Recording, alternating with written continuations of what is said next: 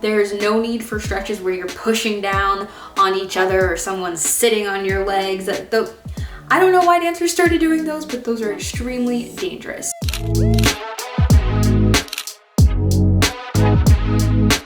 What is up, artists and movers? Welcome back to my channel where we are taking our love for dance to the next level. My name is Larice, and if this is your first or second or third time watching one of my videos, welcome. And if you have not already, then go ahead and subscribe. Become a part of the dance fam.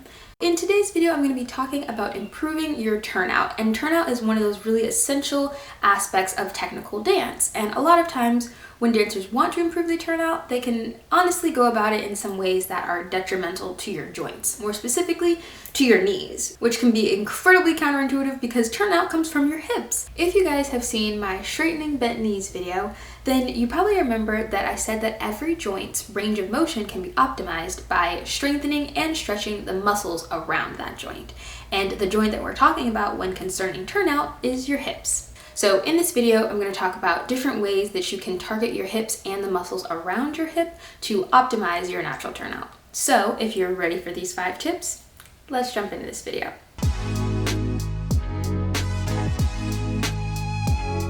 Did you know that you may have turnout that you aren't able to even access because your glutes simply aren't strong enough? Yeah, and that brings me to my first tip, which is to strengthen your glutes. Your hips are a ball and socket joint, and they're able to move in a number of ways, and one of those ways is internal and external rotation. And your glutes and your deep outward rotators are extremely important for helping you not only access that turnout, but then holding it there. And that's why sometimes you may be at the bar and you notice that the turnout that you have at the beginning of an exercise isn't necessarily the turnout that you have at the end. And that has to do with your strength of being able to hold that position. And again, that has to do with your glutes. One of the ways that you can strengthen your glutes is to do donkey raises. You can go on all fours and simply lift your leg to the side until the point where that working leg is parallel to the floor. And then you can lower it. Make sure every time you do it that you're utilizing resistance when you're going up and down into that position. Another exercise you can do allows you to access these similar muscles while laying down. So if you lay down on your stomach, you can rotate your legs outward into a first position and then lift one leg and lower it down. And when you're lifting it, make sure that you're not swaying your back and that you're keeping your stomach and your hips on the floor. That's going to ensure that you're using the glute muscles to lift and raise that leg instead of cheating and using your lower back muscles. Try doing both of these exercises with at least 2 sets of 20 on each side. I promise you'll feel the difference in your glutes, and it'll really help you feel that strength to be able to hold those nice turned out positions for longer periods of time, whether if you're at the bar or in the center. My second tip for improving and optimizing your turnout is to stretch your actual hip joints. Now, everyone's hip joint is a little bit different, which is why some people naturally have more external rotation than others. Some people naturally are able to go in splits easier, while other people find a lot of ease in doing straddles. I'm the kind of person where straddles are super easy for me, while doing a regular split that uses flexion and extension of the hip is a lot harder, and that's just based on how my hips are naturally formed. But I say all that to say that everyone's hip joint has a natural range in which it is able to move and shift the bones and the tendons within that specific joint. But that doesn't mean that you aren't able to kind of push the boundaries a little bit of what your hips are capable of doing. But when you do this, you want to make sure that you do it gently. There's no need for stretches where you're pushing down on each other or someone's sitting on your legs. I don't know why dancers started doing those, but those are extremely dangerous. One of the more safer ways that you can go about stretching out your hip joints is to simply lie on your back and then lay with your feet together and your knees apart. If you lie there for anywhere from 30 seconds to 3 minutes, you'll feel the gravity pressing down on your thighs, which then will help stretch out your hips. Stretching out your hip joints will make it so that your range of motion in your hips is broader and that you're able to go further into more externally rotated positions. Having stretched out hips and having strong glutes can really help you reach that optimal point of your natural turnout so that you're not forcing anything. You're just using what you have to the fullest extent and making sure that every time you do go to use that turnout, it's going to consistently be at the same amount each time.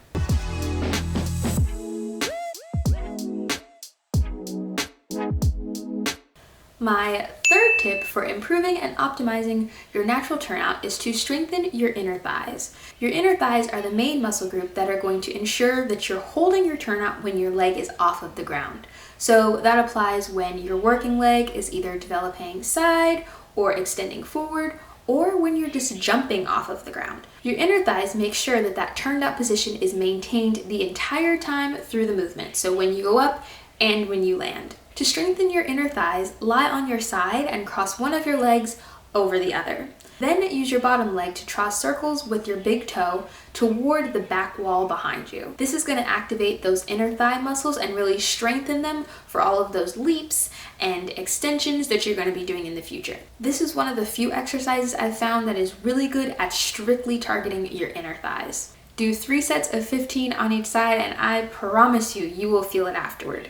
You'll feel more stable when you go to hold those turned out positions, and you'll feel more activated when you go to do anything that lifts your legs off of the ground.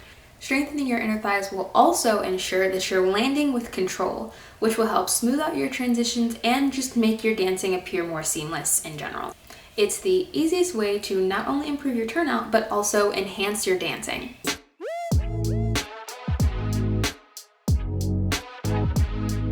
Along with strengthening your inner thighs, my fourth tip for improving and optimizing your turnout is to stretch them. Your muscles play a big role in determining the range and motion of your joints. And so having muscles that are really tight can actually restrict your joints from being able to move to their optimal ability, which is why you also have to stretch them out as well. We all know what those stretches are. I like to do a good old-fashioned straddle stretch. You can do it the traditional way, which is simply just lying on the floor with your legs in a second position and reaching forward or reaching all the way through. Or you can decide to focus a little bit more on each leg at a time, and you can just do a folded straddle, which is where I just bend one of my legs inward and then I reach forward. And in this position, you can kind of feel a little bit more focus on the leg that is extended, so it gives you time to really focus on each leg individually, if that's something you want to do. Stretching is always a dancer's go-to when they want to improve something, and so that's totally understandable. You just want to make sure that you are also strengthening those muscles as well. My fifth and final tip for improving and optimizing your turnout is to practice positions passively.